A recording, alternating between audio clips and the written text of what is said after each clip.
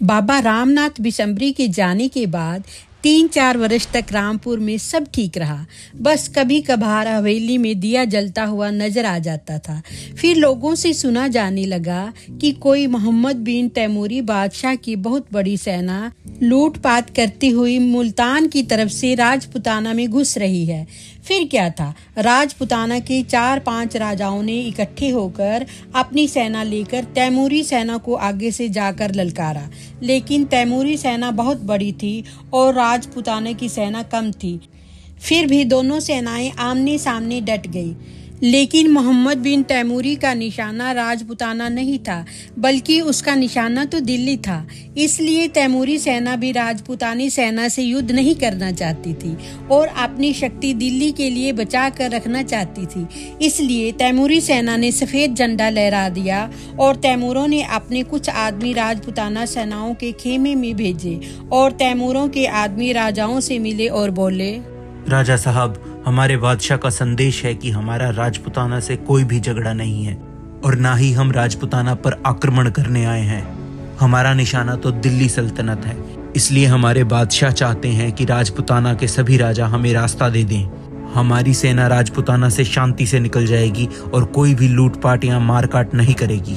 और अगर आप हमें शांति से रास्ता दे देंगे तो हमारे बादशाह आपको मार्ग का कर भी अदा करेंगे। इस पर सभी राजाओं ने मशवरा किया और फिर कर लेकर रास्ता देने को तैयार हो गए, परंतु शर्त यह रखी कि तैमूरी सेना राजपुताना में कोई लूटपाट नहीं करेगी। इसके बाद सेना आगे बढ़ने लगी और एक दिन तैमूरी सेना ने रामपुर गांव के बाहर कुछ दिन रुकने के लिए पड़ाव डाला और अपने तंबू लगाने शुरू कर दिए। इस पर रामपुर गांव के कुछ लोग जाकर बादशाह मोहम्मद बिन तैमूरी से मिले और कहने लगे, बादशाह जी, हम रामपुर गांव के निवासी हैं और आपसे एक प्रार्थना करने आए हैं। हम चाहते हैं कि हमारे गांव में मांस मदिरा की बिल्कुल सख्त मनाही है और हम चाहते हैं कि आप भी उतनी देर तक यहाँ पर कोई जीव हत्या ना करें और अपनी सेना से कह दें कि वो कोई मांस मदिरा ना खाएं पिएं। ऐसा है भले इंसानों, हम एक बादशाह हैं और हमने राजपुताना के राजाओं से ये वादा किया है कि हम यहाँ पर कोई खून खराबा नहीं करेंगे। हमने सिर्फ आगे जाने के लिए रास्ता लिया है, इसलिए हम सब शांति से जा रहे हैं। हमने रास्ते का कर भी दिया है, परंतु इस पर यहाँ के लोग ये कहें कि हमारी सेना अब क्या खाए क्या ना खाए, इतना तो हमने भी कभी अपनी सेना पर प्रतिबंध नहीं लगाया है। परंतु आप ऐसा प्रतिबंध लगाएं, ये तो हमारी तौहीन होगी भाई। नहीं नहीं बादशाह, हमारा ऐसा मतलब नहीं था, परंतु सच्चाई ये है कि हमारे गांव में एक अंधी चुड़ैल रहती है जिसने ये करने से सख्ती से मना कर रखा है। इसलिए हम आपको आगाह करने आए थे पहले। ऐसा ना हो कि ये चुड़ैल आपकी सेना का कोई नुकसान कर दे। अच्छा, तो ये बात है, तुम लोग चुड़ैलों से डरते हो। कोई बात नहीं, जाओ तुम, मैं कह देता हूँ अपनी सेना से, नहीं करेंगे ऐसा। और गांव वाले वापस चले आए और बादशाह तैमूरी ने अनमने दिल से इस पर कोई विश्वास न करते हुए थोड़ा बहुत सेना को कहलवा दिया, परंतु वह तो सेना थी और फिर किसी को विश्वास भी नहीं था। रात को सेना में जीव हत्या भी हुई और मांस भी पका और मदिरा भी पिलाई गई। बस फिर क्या था, सुबह तक वह सभी लोग सख्त बीमार हो गए जिन्होंने मांस खाया था और अगले दिन तक तैमूरी सेना के 200-250 सिपाही मर चुके थे। सभी को वहीं दफनाया गया। इस पर बादशाह को बहुत क्रोध आया और उसने गांव वालों को बुलाया और गुस्से से कहने लगा, सुनो ओए रामपुर वालों, तुमने ये अच्छा नहीं किया। अगर मैंने राजपुताना के राजाओं से ये वादा ना किया होता तो मैं सारा रामपुर खाली कर देता एक दिन में। बादशाह सलामत, इसमें हमारा कोई कसूर नहीं, हमने तो आपको पहले ही आगाह कर दिया था। ये तो सब उस अंधी चुड़ैल ने किया है, इस पर हम कुछ नहीं कर सकते बादशाह। तो ऐसा है, मैं देखता हूँ फिर उस अंधी चुड़ैल को अब। और फिर बादशाह तैमूरी ने गांव वालों को जाने को कहा और अपने 5-7 आदमियों को बुलाया और कहने लगा, सुनो, तुम 5 घुड़सवार अभी शहरे खुरासान जाओ और वहां से जमाले खलीली को जल्द से जल्द यहाँ लेकर आओ। और फिर तैमूरी के 5 आदमी घोड़ों पर सवार होकर बहुत ही तेज गति से घोड़ों को दौड़ाते हुए वापस खुरासान शहर की तरफ चल पड़े। और फिर बादशाह तैमूरी ने अपने एक रुआबदार यानी सेना की 100 सिपाहियों की टुकड़ी का कमांडर उसको बुलाया और उसे कहा, सुनो भाई रुआबदार, आज सारी सेना दिल्ली फतेह करने के लिए आगे रवाना हो जाएगी, लेकिन तुम अपने 100 आदमियों के साथ यहीं पर रुकोगे। जब जमाले खलीली आ जाए तो उसे सारी कहानी बताना और फिर मेरा हुक्म सुनाना उसे।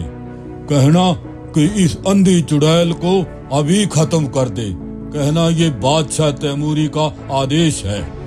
और हाँ, अगर कोई गांव वाला खलीली को ऐसा करने से मना करे तो उसे तुम मौत की नींद सुला देना। डरना नहीं, हम बहुत जल्द दिल्ली फतेह करके वापस आएंगे। और फिर तैमूरी सेना आगे चल पड़ी, परंतु 100 सिपाहियों की एक टुकड़ी ने अपना पड़ाव वहीं पर डाले रखा। 10 दिन बाद वह 5 आदमी अपने साथ एक काले कपड़े वाले नजूमी और उसके 2 शिष्यों को लेकर वहां पहुंच गए। आते ही रुआबदार ने उस नजूमी को सारी कह सुनाई और बादशाह तैमूरी का आदेश भी कह सुनाया। यह सब सुनकर उस नजूमी बाबा ने रुआबदार से कहा, ठीक है बच्चा, ये सब तो मैं कल ही कर देता हूँ, लेकिन उससे पहले तुम गांव के मुखिया को मेरे पास भिजवाओ ताकि मैं उससे इस अंधी चुड़ैल के बारे में कोई जानकारी ले सकूं। और फिर एक सिपाही भैरव सिंह के घर गया और उसे खेमे में बुला लाया। अच्छा, तो आप इस गांव के मुखिया हैं? हाँ, तो भैरव सिंह जी, ये बताएं कि क्या माजरा है, आखिर कौन है ये अंधी चुड़ैल? फिर भैरव सिंह ने बाबा को पूरी कहानी बताई और कहा कि बाबा, हमने तो बादशाह को आगाह कर दिया था पहले से ही, परंतु यह घटना कैसे घटी इसके बारे में हम क्या कह सकते हैं। ठीक है भैरव सिंह, अब मैं जो आपको बताना चाहता हूँ वो ध्यान से सुने। मुझे बादशाह तैमूरी ने आदेश दिया है कि मैं इस चुड़ैल को खत्म कर दूं, और बादशाह ने यह भी कहा है कि अगर मुझे ऐसा करने से कोई भी गांव वाला रोके तो सेना उसे बख्शेगी नहीं। इसलिए कृपया आप गांव वालों को कह दें कि कोई भी हमारे काम के बीच में अड़चन ना अड़ाए, क्योंकि मैं नहीं चाहता कि सेना किसी भी गांव वाले का नुकसान करे। और फिर भैरव सिंह ने गांव में जाकर पंचायत बुलाई और यह सब बता दिया कि कोई भी सेना के या बाबा के इस काम में बाधा ना डाले, वरना सेना गांव का कोई नुकसान कर देगी। और मुझे उम्मीद है कि अब की बार भवरी गांव का कोई नुकसान नहीं करेगी। अगर वह सेना को मार सकती है तो फिर इनसे भी आप ही निपट लेगी। बस गांव वाले दर्शक बनकर देखते रहें कि क्या होता है। फिर सारी पंचायत ने हाथ जोड़कर चुड़ैल से प्रार्थना की और कहा, हे भंवरी देवी, कृपया करके अब की बार गांव वालों का कोई नुकसान मत करना। रहम करना भंवरी देवी, रहम करना। और फिर सुबह गांव के लोगों ने देखा कि एक काले कपड़े वाला नजूमी बाबा गांव के चारों तरफ घूम रहा है और अपने बड़े से चिमटे को जमीन पर रगड़ता जा रहा है। उसने 2 बार गांव का चक्कर लगाया और गांव के चारों तरफ चिमटे से एक लकीर खींच दी और फिर गांव में आया और मुंह में कुछ बुदबुदाता हुआ हवेली का मुख्य द्वार खोलकर हवेली के अंदर चला गया। और जैसे ही अंदर गया, तुरंत चिल्लाता हुआ बाहर निकला और जोर जोर से कहने लगा, पानी डालो, पानी डालो, कोई मुझ पर पानी डालो, पानी डालो। यह देखकर बाबा के शिष्यों ने भाग भाग कर पानी की बाल्टियां भर भर कर बाबा के ऊपर डालनी शुरू कर दी। कुछ देर बाद बाबा पानी ना डालने का इशारा किया तो शिष्यों ने पानी डालना बंद कर दिया और बाबा ने कहा, अच्छा, तो जलाकर मारना चाहती है ये, मुझे लगता है यह अभी तक जली नहीं, अब तो मैं इसे जलाकर ही मारूंगा। और फिर बाबा वैसे ही भीगे हुए कपड़ों के साथ हवेली के मुख्य द्वार के बाहर हाथ में चिमटा लेकर बैठ गया। वह लगातार कुछ बोले जा रहा था, लेकिन क्या बोल रहा था किसी को कुछ समझ नहीं आ रहा था। कुछ बड़े लोग बता रहे थे कि वह काला इलम बोल रहा था और फिर शाम को बाबा उठकर सेना के खेमे में चला गया। लेकिन आधी रात को गांव वालों ने देखा कि सेना के कुछ खेमों में बड़ी जबरदस्त आग लगी हुई थी। सेना ने बड़ी मुश्किल से मिट्टी डाल कर आग बुझाई, लेकिन फिर भी सेना के कुछ तंबू जल गए। सुबह रुआबदार बाबा के तंबू में आया और बोला, बाबा जी, कहीं ऐसा तो नहीं किसी गांव वाले ने ये आग लगाई हो? नहीं बच्चा, गांव वालों की इतनी हिम्मत नहीं कि वह सेना के खेमे में आग लगा सकें।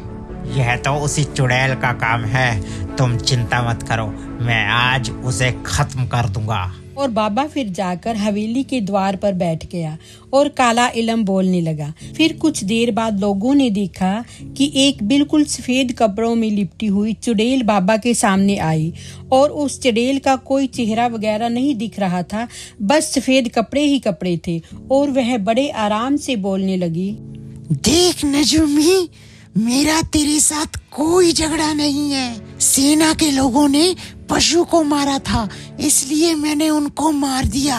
मैं इस गांव में जीव हत्या नहीं होने दूंगी। परंतु तेरा मुझसे क्या झगड़ा है? इसलिए तेरी भलाई इसी में है कि तू यहाँ से चला जा नजूमी। तुझे खत्म किए बिना मैं यहाँ से नहीं जाऊंगा चुड़ैल। मेरे बादशाह तैमूरी का हुक्म है मुझे कि मैं तुझे यहाँ से मार कर ही जाऊं, वरना मेरा बादशाह मुझे मार देगा। इसलिए तू तो अब मरने को तैयार हो जा। ऐसा कहते हुए बाबा ने अपना चिमटा उछाल कर मारा उस चुड़ैल पर, परंतु वह चुड़ैल एकदम अलोप हो गई और बाबा देखता ही रह गया। फिर सब शांत हो गया। बाबा फिर बैठ गया, काला इलम बोलने लगा और शाम तक बैठा रहा। फिर शाम को लौटकर खेमे में चला गया और अगले दिन फिर आकर वहीं बैठ गया। थोड़ी देर में फिर चुड़ैल की आवाज आई, नजूमी बाबा, लगता है तुझे प्रेम की भाषा समझ में नहीं आती। तेरा बादशाह क्या मारेगा तुझे? ये काम अब मैं ही कर देती हूँ। और फिर लोगों ने देखा कि एक बहुत बड़ा बाज हवेली के अंदर से आया, नजूमी बाबा को अपने पंजों में दबाकर ले उड़ा और ऊंचा ही ऊंचा उड़ता चला गया।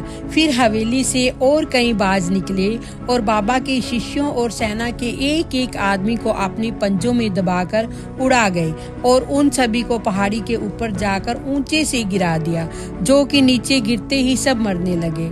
इस तरह नजूमी बाबा और सेना के सिपाही सारे मारे गए। उधर कहते हैं कि बादशाह मोहम्मद बिन तैमूरी की सेना दिल्ली सल्तनत की सेना से हार गई। बहुत सारी तैमूरी सेना मारी गई और बची हुई सेना के साथ तैमूरी बादशाह रास्ता बदलकर वापस खुरासान चला गया। वापसी के दौरान तैमूर ने रामपुर वाला रास्ता नहीं लिया था। एक बार फिर दोबारा रामपुर में शांति हो गई।